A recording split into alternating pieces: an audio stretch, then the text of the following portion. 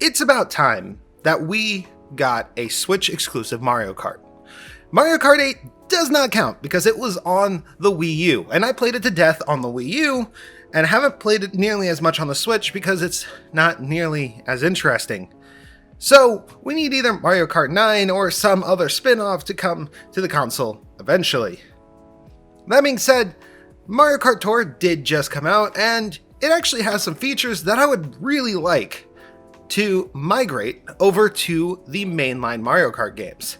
So without further ado, these are the 5 mechanics that are in Mario Kart Tour that I would love in the next Mario Kart game.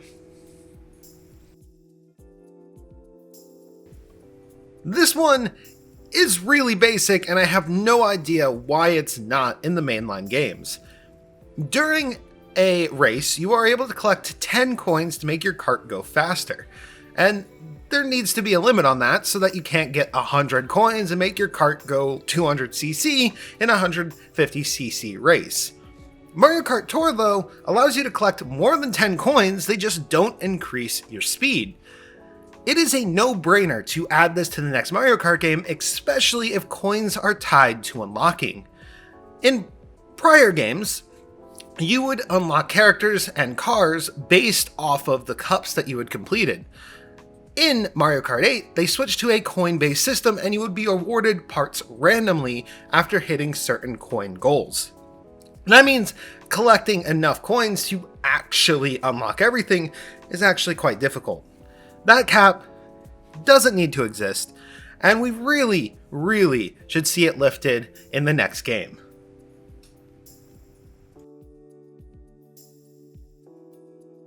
Challenge stages used to be a staple in the mainline Mario Kart games. Mario Kart DS and Mario Kart Wii both had their own challenge stages, and they were a way to sharpen your skills in methods that you would not necessarily think of while racing on a traditional course. They were removed for Mario Kart 7 and Mario Kart 8, and I really would like them back. It was fun completing challenges like beat this boss or blow up X amount of Goombas, as it is in Mario Kart Tour. So realistically, I can't see much of a reason why this feature was removed in the first place.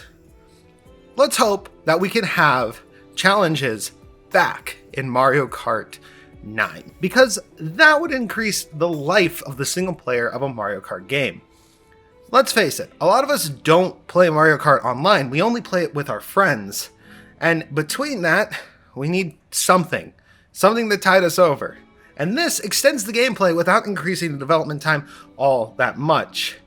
So please, bring back challenges.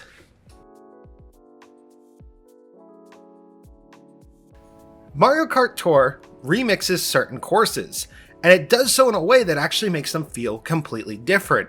Just recently, there was a Rainbow Road where they took out the entire midsection and you had to glide through it, making a long gliding segment quite literally in a nerve-wracking environment that you will fall off of.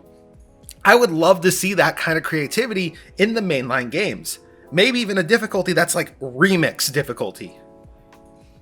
The thing about Mario Kart is we often memorize the courses. That's how you get good at the game. But when the game starts to change things on you, that could be just enough chaos to make the game feel very different.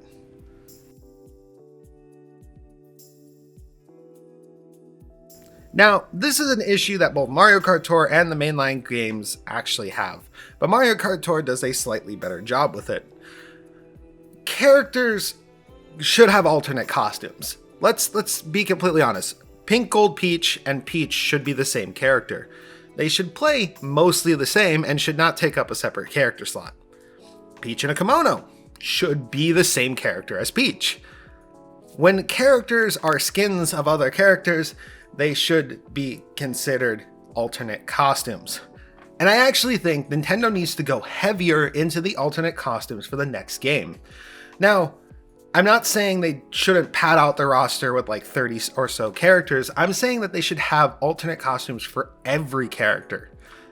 Because let's be completely honest. We've all had that race where everybody picked Bowser with the same car, and it becomes very difficult to know which Bowser was the one that hit you with the red shell and that you now have to get revenge on, versus the Bowser who was just strolling by with a banana behind him. I mean, you never know in these cases, other than their username, but I personally try to ignore those as much as possible. There should be alternate costumes for characters, and it's not really that hard to do. It could just be a recolor. I mean, you did that with Shy Guy, they did that with the Toads. It's super easy. More complex characters like Bowser, Bowser Jr., those would be more difficult, but there's no reason that Dry Bowser should be a separate character from Bowser, and the Koopalings really should just be under Bowser Jr., in my opinion. But I would love to see alternate character skins in the next Mario Kart as a feature and not in an expanded roster kind of situation.